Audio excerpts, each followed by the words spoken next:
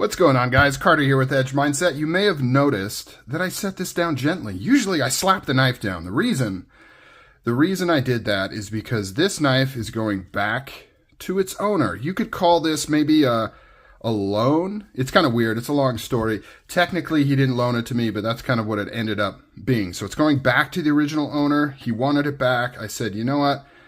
Let's do it. Let's make it happen. And so it's going back to the guy that sold it to me not too long ago. I haven't featured this on the channel yet. So I'm like, I've got to do some content because there's some things I want to talk about with these double gunner grips that are super interesting to me. I hope they're interesting to you as well. So yeah, let's get started. So what do we have here? This is what you call the double gunner grip Strider. Now it came in both the SMF and the SNG. I'm not sure exactly when these were discontinued.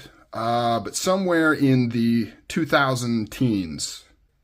I don't think they produced a production double gunner grip after that point. I could be wrong, but it's around that time they stopped making these, and they never have since.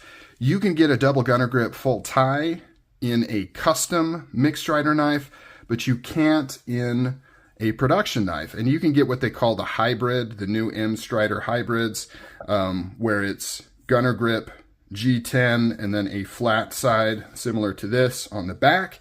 However, the gunner grip isn't the same. It's not the same pattern. It's quite a bit different. So this one is cool for a couple of reasons. One, it is absolutely insanely minty. Look at this blasted pocket clip. There is not a snail trail on this thing. There is not a mark on the blade. It is 100% pristine. Any white marks you see is just pieces of fluff that my camera loves to make seem brighter. It's so weird. I'll be shooting a video. Sorry for the tangent. I'll be shooting a video and I'll see something on here and I'll take it off and I'll look at it and it's gone. And then it's back. And now it's gone. And now it's back. It really just makes anything white pop. So anyways, any of that is just like fluff from storage. Brand new edge, 3/4 ground blade.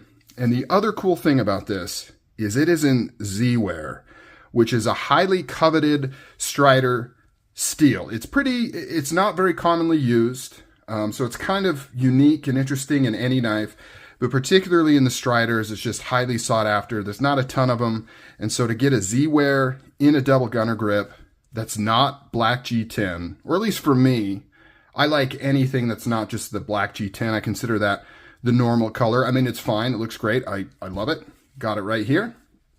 But getting it in a different color in the Z-Wear with the double gunner grip is just really, really cool that somebody had this knife and they kept it so pristine for so long, and here it is. Now, the interesting thing about these, I'm going to talk about that in a minute. So hold on, hold your horses. I wanted to do a comparison between these two because it's kind of a unique thing, right? Both of these have large pins, so they're around the same era. Both of these are SMFs. Both of these are 3/4 ground blades. So I wanted to do a comparison between these two knives so you can see how different they are. You can see how much thinner the double gunner grip is. I mean, just the scales alone, it makes for a much thinner profile, much more comfortable in my hands. One thing that I've found, though, is that the SNG version of the double gunner grip and the concealed carry, which is the contoured scales, is the SNGs are a little thin for my taste in my hand, but the SMFs are perfect in those configurations. For SNGs, I prefer Lego or hybrid or something like that. You can also see how different the texture is. You know, this is deep, deep milling. These are called pocket shredders, and they've always been called pocket shredders, and you can see why, because they just absolutely destroy your pocket. But let's see what the weight difference is. Like I said, these are essentially the same knife in terms of blade thickness, grind, and size. So you will be able to see how much lighter just doing this double gunner grip milling makes that knife. So 6.3 ounces on the full-size Lego SMF. Double gunner grip, 5.4. So almost a full ounce less in weight on this guy right here. Really, really cool. Now, what I wanted to talk about, the interesting thing for me with these knives is I remember when, so these are highly sought after. Double gunner grips, they go for thousands, right? Even used normal double gunner grips will go for like $1,200, $1,300, $1,400 depending on the market. Something like this that's like pristine and Z-wear, even more money. If it's a Monkey's Edge in 3V, it goes for a ton more as well. The prices are just crazy on these old school double gunner grips.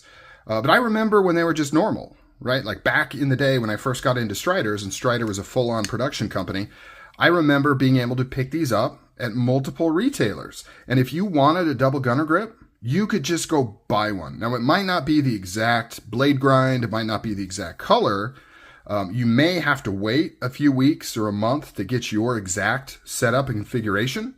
But you could go out and just buy one of these knives. And it was like, I forget the exact cost, but I want to say that to upgrade from a Lego to a double gunner grip or CC, because they were priced the same, I think it was $50 more on the SMF and then even less on the SNG. Like, it was simply just an upgrade. And so the most expensive production Strider you could get would be an SMF, double gunner grip, or CC with the Digicam blade, because the Digicam blade was another upcharge. But that's all it was. It was an upcharge. And a lot of people didn't like these because of how they tore up your pocket. Most people preferred the CCs. That's what was more popular at the time. But now it's the opposite. Now CCs go for about half the cost, roughly, of double gunner grips. And it's just one of those things. And I think the reason is because it wasn't super popular back in those days, and yet it wasn't scarce. I don't think they made as many double gunner grips, because this is me assuming here, because I don't think they sold as well as the CCs or the Legos. So they didn't make as many, but because people didn't love them, they were always available. So that created like the quote unquote perfect storm, so that now that time has passed, these are just much more rare. Less people have these. And then the other thing that I think makes these more valuable is it's a very distinct, unique thing that you just don't really see on many knives or any knives. This sort of aggressive, intense pattern on both sides. And I think it was somewhat, I hate to say ahead of its time, but I feel like the world wasn't ready for double gunner grips when they first came out. And people didn't really appreciate how unique getting something milled like this was. Whereas now I think it's more appreciated. Now people kind of look at this and they're like, I can't believe these were made. Like, nobody really does this. I know there's a few makers like Attention to Detail who kind of got the blessing from Strider to do something similar. But for the most part, this is a very unique thing, especially on the G10 side. Very, very interesting knife pattern. And all those things I think come together to make these double gunner grips just really, really popular. And a lot of people are trying to get these, and they've been holding their value super, super well. Meaning, you can pick one of these up, check it out, carry it for a while, use it, whatever, and you can get your money back, or at least most of your money back, depending on how bad you beat it up and what kind of deal you got. Another interesting side note is that Strider has been teasing the return of a production double gunner grip this year in 2024. Now, I haven't personally seen anything concrete that says, announcement, we're doing production double gunner grips. But some of the comments coming from Marissa Strider in Instagram posts and things like that have alluded to 2024 being the year of the double gunner grip. And she's kind of teased the idea that we're going to see this year. Now, in what capacity? I don't know. We talking SNGs, SMFs? Are we talking a return to this exact pattern? Or is it going to be more like the new style gunner grip, but on both sides? I don't know. I'm very curious to see A, if that materializes, and B, what that looks like if it does. But yeah, so I wanted to share just a little bit of history here. One of my favorite Striders that I ever owned was a Monkey forest green double gunner grip that I got. I went back and watched that old video, and I showed it so nonchalantly because it was. I just went to the site and bought them. Like, it was just an exclusive. I just picked one up. And now that concept seems so foreign. If they release something like that again, their servers would explode. Everyone would be like, I didn't get one. I couldn't get one.